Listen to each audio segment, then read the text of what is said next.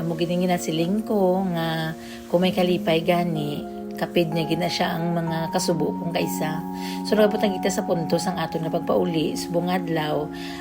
Domingo, mas stay lang kami sa Manila sang one day tapos sang Monday night amo na siyang flight naman pabalik sa Australia. So para safe bala kita nga hindi kita mabiyan sang international, nagstay kami diri sang one night para sure bala nga makapahuway pa. Kaya kung dira sa balay ti lapyo gid kern, wala ko pa huway sa mga gahon sa akong mga hinablos, ang kagahon sa mga baba sa akong mga utod. Charot. So natural pag halinamon ti masubo gid ang very affected gid subong nga bagbiyahe namon si ate ang parte ng iyang hibi si Inday actually doon hindi kayo feel doon namin ngawan man siya pero hindi pa gets o tapos ang mga katulog diri abi kaya kami tanan kompleto kami diri sa balay nagtiripon kami sang Sabado sang gabi so aga-aga pa naming pang bugtaw ang mga piyak balay daingan nagalove sa amon charot. Nagsakit na ng ulo kapag abot ko dito sa Manila ti kumbaga inside lang ang ato niya nga mga hilibion basagwa na yung strong woman tayo mo o gamay lang na siya nga tulo-tulo pero sa sulod na iya kung dira sa sulod ang dukot kumbaga ginaluom lang ba pag abot ko man sa Manila kundi haplak ang antinyo. Nasubuan man ko pero naisip ko kay pag abot ko dito sa Australia mauyog naman ako sang mga kahoy himuon ko naman sila ng kwarta. Para pagbalik namon sa December kaluyan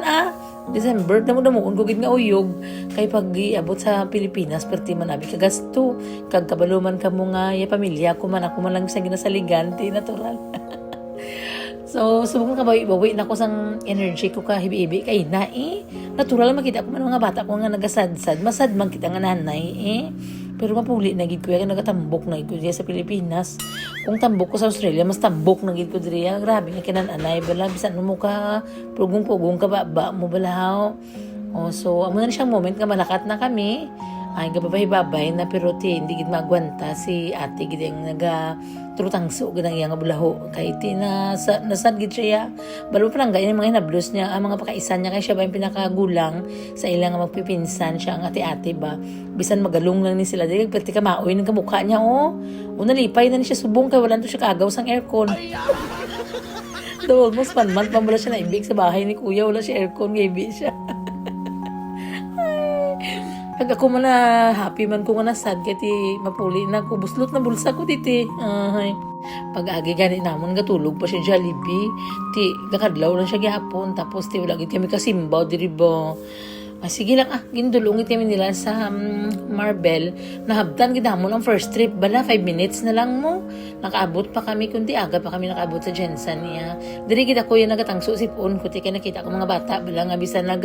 hindi makita dingding dal ga babay lang sila basta makita sila sa Domingo hulag amo na sila nga lulato nga brown ibiyaan na si lula nga brown nagupod gid na si lula brown bisan ginuto kami birada gid tapos si Tito dabi si Tita April kang nga mga pinsan nalipay sa Astrid may 100 siya gin pa si nanay ngaya pa balon iba kali daw sa MOA. Very sad maganambal ko sa inyo nga nami lang kita pagpaabot ang pagpapuli gid ang pinakasakit nga batyagon kay dira mga goodbye balahaw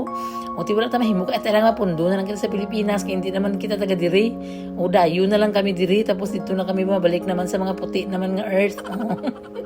Shout out kay kuya nga conductor follower ko man kasi nga puli na gid kamo.